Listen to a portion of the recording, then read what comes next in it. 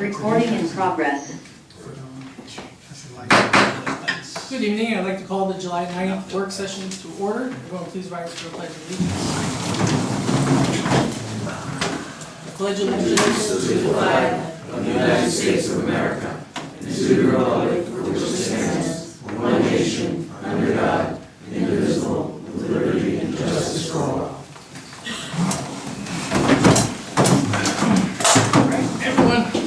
I'd like to welcome everyone for coming. So tonight, in my supervisor's report this week, I'd like to discuss two separate water incidents that occurred last weekend. On Wednesday, July 3rd, I was contacted by our water department head, Bobby McKeon, that the La Vista Drive water tanks, which are comprised of a 1,000,000-gallon tank and a 350,000-gallon tank, were at less than 25% capacity and were not adequately filled up the night before. He had correctly estimated that the tanks would be empty by the Friday afternoon rush if we did not take preventative measures. So with his and the town engineer's recommendation, the town issued a conserved water notice for the area in hopes of reducing consumption enough to make it into Friday night, when the demand usually begins to decline. Although the new tank we had just installed by Old Falls was filled to the brim with water, only a limited amount of water was getting to the La Vista tanks due to what is believed to be a valve that is partially stuck in the closed position.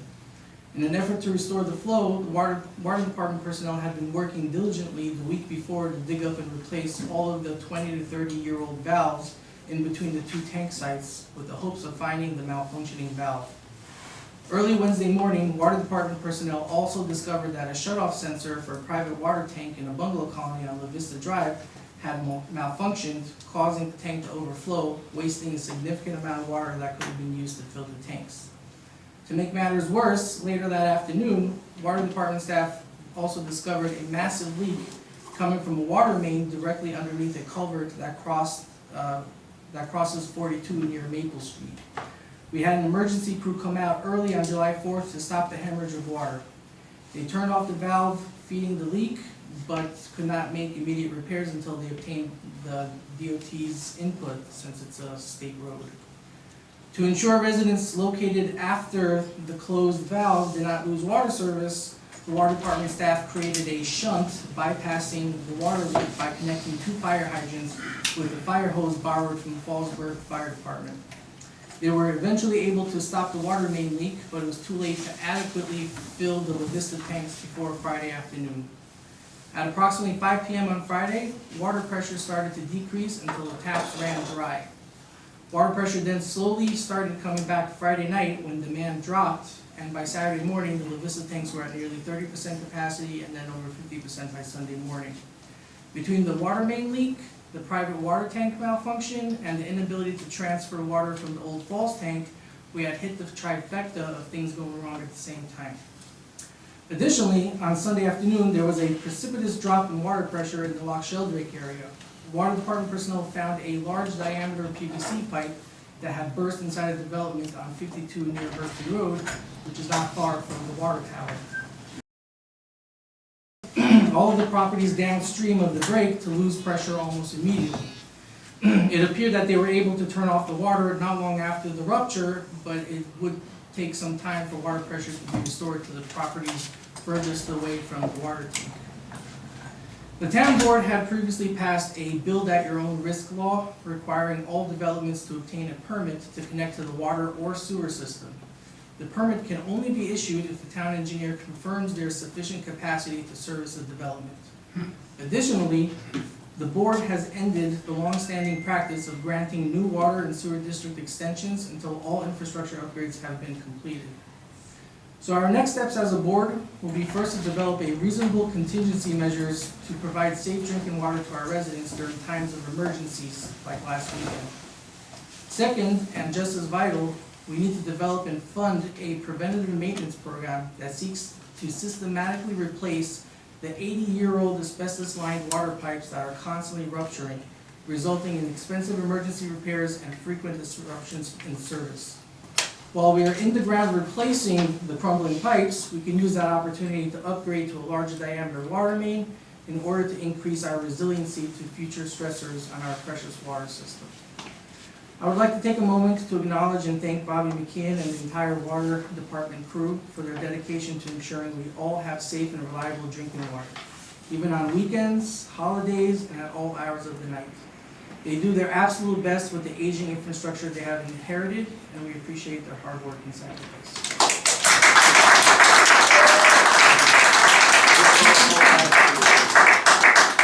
All right. Thank you. Yes. Paula, do we have any correspondence? It's actually an announcement. Today is Supervisor Ben Simone's birthday and Highway Superintendent Anthony Dworsky's birthday. So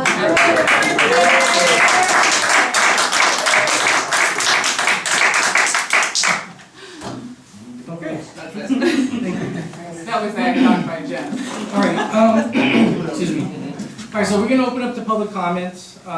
Again, it's not question and answer, so if you have any questions, we do have, Bobby here tonight. If you have any questions about the water situation, you can address that when he gives his department head report. So if you do have questions, present us your questions, we'll write them down, and when the time comes, we'll try to address them. But for the meantime, just make your statements and any questions, and we'll try to address them when it's appropriate. So who's the first one to come up? Bart Rasmussen. Just have two items I'd like to discuss. First would be the do not enter signs over here on Trolley and Lake Street for the one-way going down Lake Street. It seems the signs itself are pretty obscure where the new people driving are so used to driving both ways that they're pretty oblivious to seeing those signs. If you go up to Davos Point and you see the bend there, they have these huge like strobe lights on the sign itself that are probably energized by solar power. So the little spotlight that they have, that a flashlight is brighter on the sign here, if they put these bigger lights onto the do not enter signs, it might bring more attention to the signs.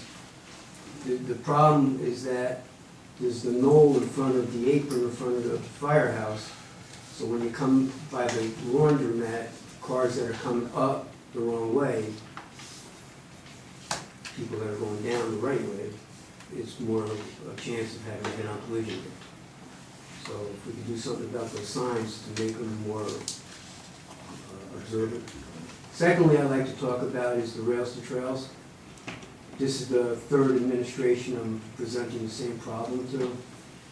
The first administration, the Vigilante administration, I went and to a board meeting.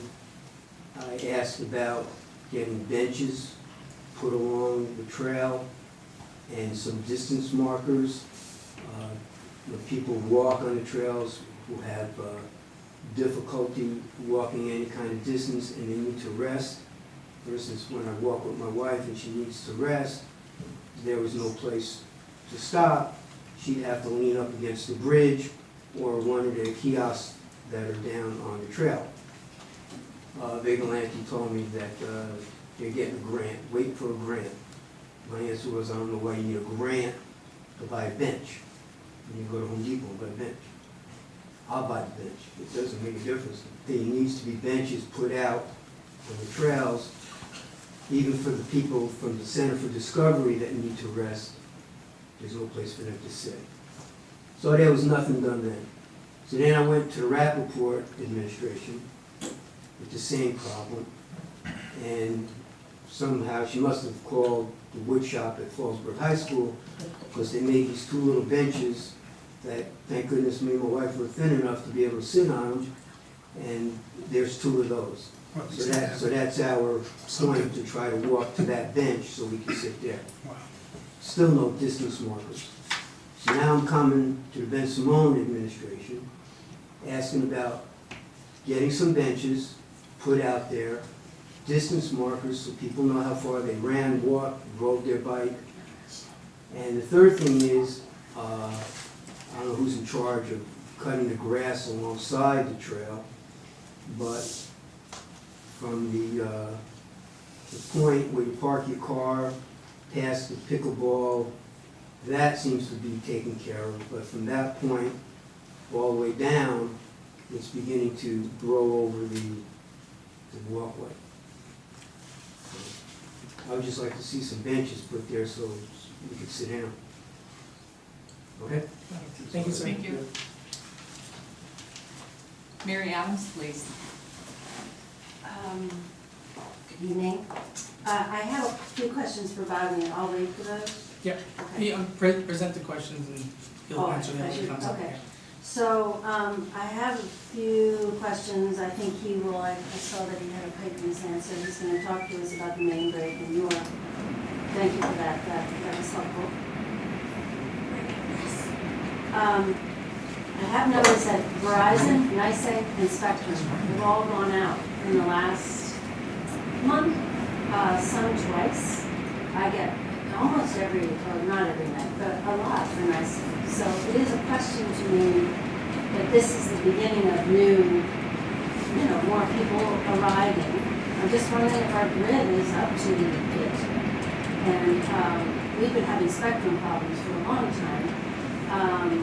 And we all pay a lot for it. So I'm just wondering if you have a relationship with them, you can say it's really not up to par. That's one thing. And then in terms of water, I just wanted to mention that I spoke to a young woman in Loch Sheldrake who just moved in down the street to me in the Shores development. And she's only been here a month, and she found that she broke out in a really intense rash, full body rash. And the only thing that got rid of it, actually, was when she got water filters, both in her shower, in her kitchen, and everywhere. And then she had a friend in Hurleyville who has a baby, and had the same rash. So, that's going to be a question to Bobby. I know that I have heard that when there's an increased number of people and there's more quantity of water being used, the quality of water is less because there's more chemicals. So I have all filtered water. I don't experience that, but it is a concern to me. And also a friend of mine is in Woodburn, and she's not on Bud Road, but she's on one of those roads, and she's the last person on the town water. And she said she's got sand and groundwater. It's happened before. She uses it for her tub. She doesn't drink it. But I just think it's the same issue about can we manage this traffic and not traffic, but numbers of people coming. I don't feel we're prepared. We all know that. And I don't know exactly what we're waiting for. I think it might take a real emergency before people will take it seriously. I don't know. But I have some real concerns about that. So, and one other thing, the asbestos pipes in Loch Sheldrake, from what I gather, the machines that detect leaks do not go through an asbestos pipe. Asbestos, I don't know if it's wrapped or if it's in the pipe itself. So I do know that one of the options is using a dog to sniff for leaks.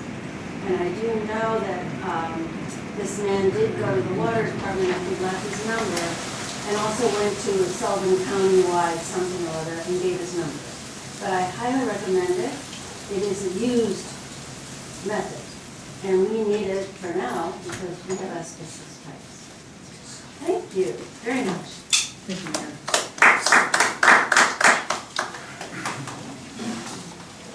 Anyone else want to speak tonight? Anyone online? Nope. Okay, so I'm going to go ahead and close the public portion. Let's move on to department head updates. Winnie? Sorry about It's that. all good.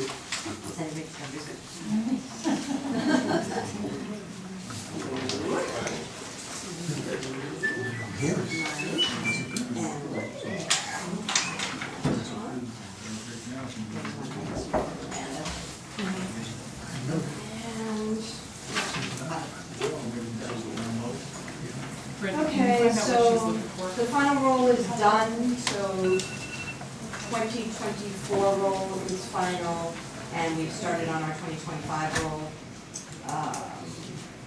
If you look at the reports, I mean, again, pretty self-explanatory. I only highlighted the parts that have gone up exponentially. Everything else, like I said, pretty self-explanatory. The current development projects, again, we have percentage of completion. These are not updated only because we just finished 2024 roll. So that will happen for the 2025 roll. And we have added another development in there that we now have permit issues. That's over down at Bill's second page. We're now starting with that one. And just another thing, just to explain the way this form works, the amount of units are there, but just understand that there are multiple developments on this list that are not broken up yet. So parcels are considered one parcel, but there may be 40 units in it. So that's not been broken up. So when you look at our parcel count, it isn't truly how many parcels we truly have at this point, because there's a few parent parcels still that have units in it that have not been broken out. So just in case you were wondering about that. I added back in this time around the upcoming development project, but if you look there, the whole bottom of it, pretty much there hasn't been any updates on those since about 2022, 23. So if I don't see any more updates on the upcoming developments, the bottom half will probably pull those up next time, because just to see if there's any movement right now, there's no sense to put them there. But as you can see, the top half is Woodridge, so the village has got some things going on. That we've got some development there. It's going to happen in the next year to 2 years, I was told. The only other thing is New York State, this is for the public. New York State is sending out letters for exemptions. Please do not ignore them. If you think it's a scam, bring them to the office. We'll look at them, we'll read them, we'll figure it out with you.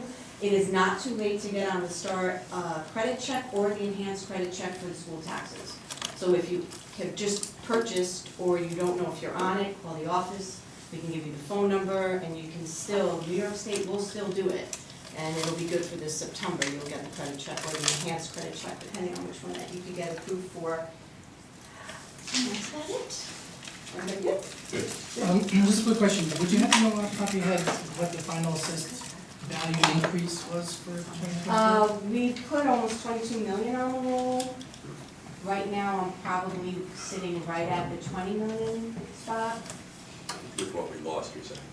After the Yeah, I'm grievances? still sitting at about 20, even with that, the one particular one we did, but we still have one more section of that one we have to look at. So, yeah, maybe around 19, when we're all said and done, probably somewhere in 19 million. Thank you very much. All right. All right. Randy? How are you? Randy. I usually like to start off with good news, but there's not too much of that anymore, so. Randy, Yeah. can you come up Oh, here sure. because of the. That's why I moved. Oh, okay.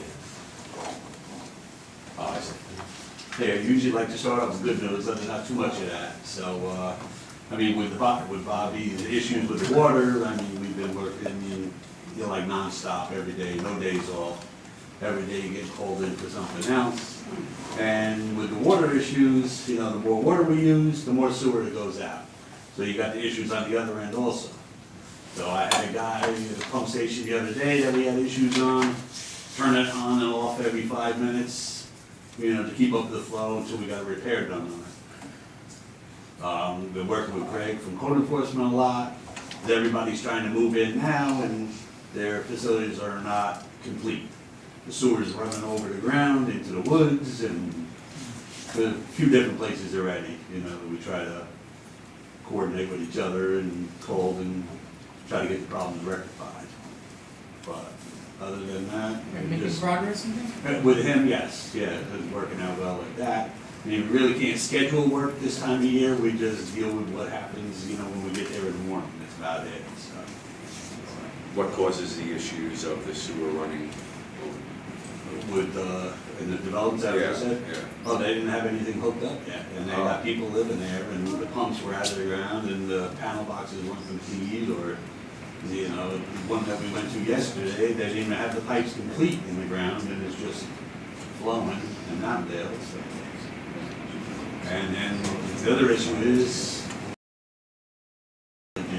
Friday night, the police department called me, one after another, talked to NICEAG, and they said it was just such a draw on the grid, they would just give us brownouts. So our generators kick on every time, police department call, have to have somebody come over, make sure everything transfers over or whatever, so just an ongoing saga. I got a call about that emergency pump station in Mountaindale. Did we resolve the issues with that? I know Yeah, that was, when was that, this past weekend? that was this past week. Yeah, they were over there working on it, because the generator kicked on there, same way, Right. and so. The generator wouldn't shut off, was the Right. issue.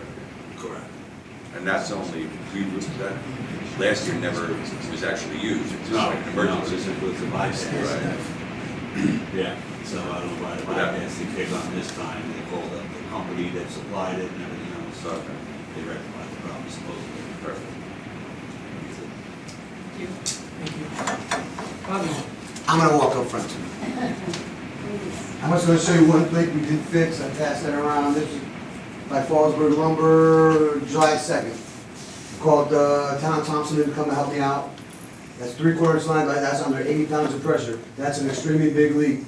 We uncovered the leak with the backhaul. This town needs to invest in a backhaul, which vacuum sucks around the electric wire. We had the water flying over the telephone wires. Long story short, took the water main down. It took us less than 2 hours to get this thing fixed. Otherwise, I'd have been there for 2 days. Mary, as far as the water, as far as the itchiness and the rashes, the only thing I can say, my past experience, people change their laundry soap, people change their detergent, and I'm not saying that's the case. Gary Bowers in Woodburn, same day, he's been there for years. What the hell did you guys do to the water?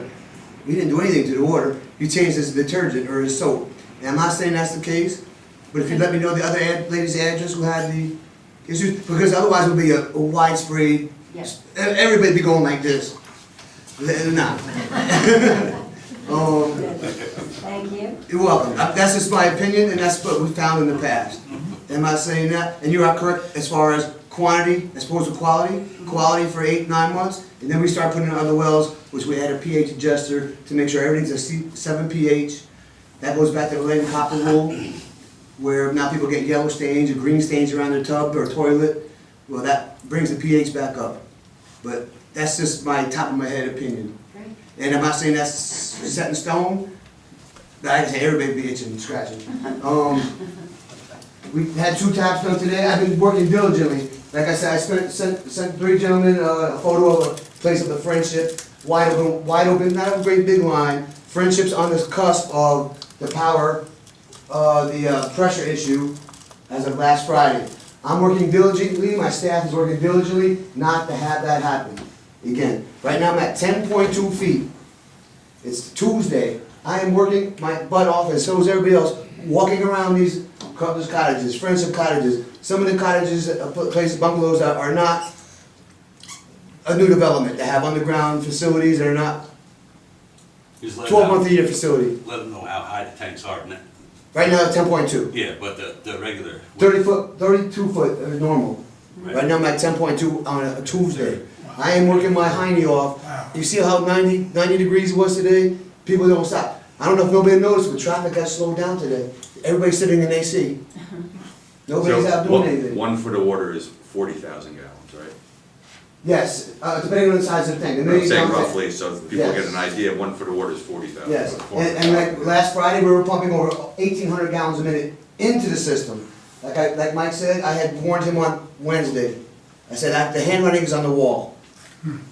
The higher elevations, it turned out to be a little bit more than I guesstimated. Alpine, Laurel Crest, and I don't want to make this a big long deal, because I know people have places to go and people to see.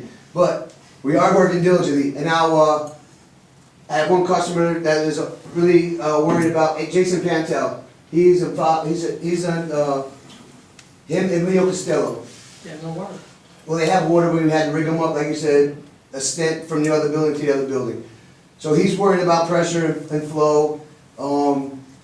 And we have to be as a board together, because that job is bigger than the town of Fallsburg can handle.